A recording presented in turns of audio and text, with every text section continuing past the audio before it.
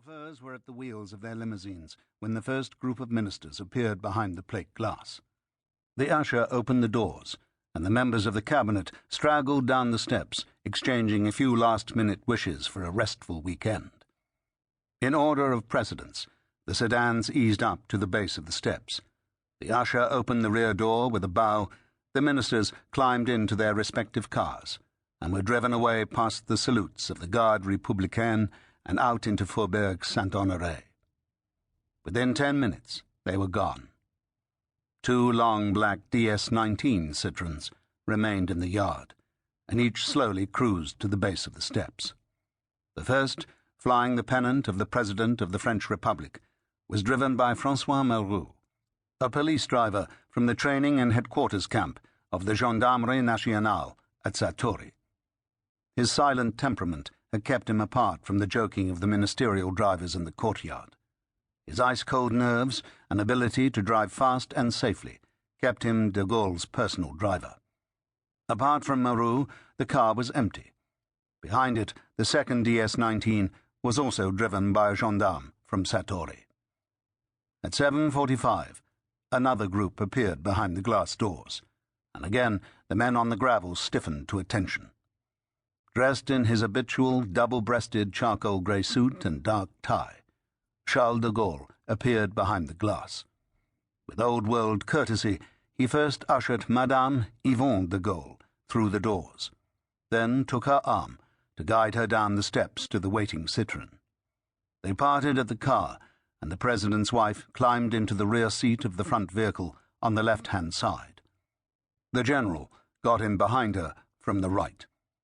Their son-in-law, Colonel Alain de Boisseux, then Chief of Staff of the armoured and cavalry units of the French army, checked that both rear doors were safely shut, then took his place in the front beside Meroux.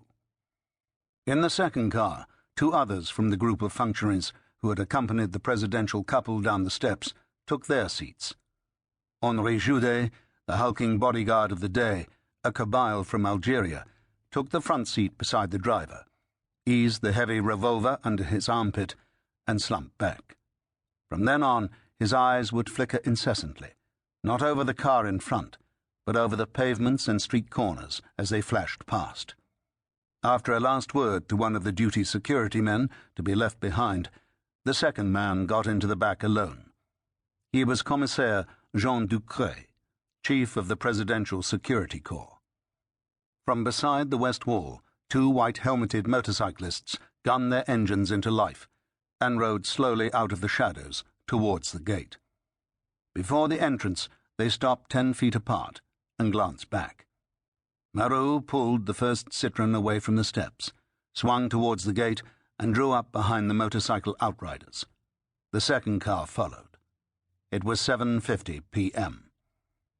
Again the iron grille swung open, and the small cortege swept past the ramrod guards into the Faubourg Saint-Honoré, and from there into the Avenue de Marigny. From under the chestnut trees, a young man in a white crash helmet astride a scooter watched the cortege pass, then slid away from the curb and followed.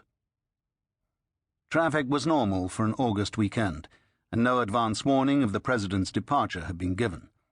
Only the whine of the motorcycle sirens told traffic cops on duty of the approach of the convoy, and they had to wave and whistle frantically to get the traffic stopped in time. The convoy picked up speed in the tree-darkened avenue and erupted into the sunlit Place Clemenceau, heading straight across towards the Pont Alexandre III. Riding in the slipstream of the official cars, the scooterist had little difficulty in following.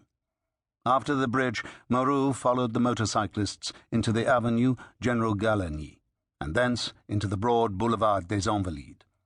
The scooterist at this point had his answer: the route de Gaulle's convoy would take out of Paris. At the junction of the Boulevard des Invalides and the Rue de Varennes, he eased back the screaming throttle and swerved towards a corner cafe. Inside, taking a small metal token from his pocket, he strode to the back of the cafe where the telephone was situated and placed a local call. Lieutenant Colonel Jean-Marie Bastien-Thierry waited in the suburb of Meudon. He was married with 3 children, and he worked in the Air Ministry. Behind the conventional facade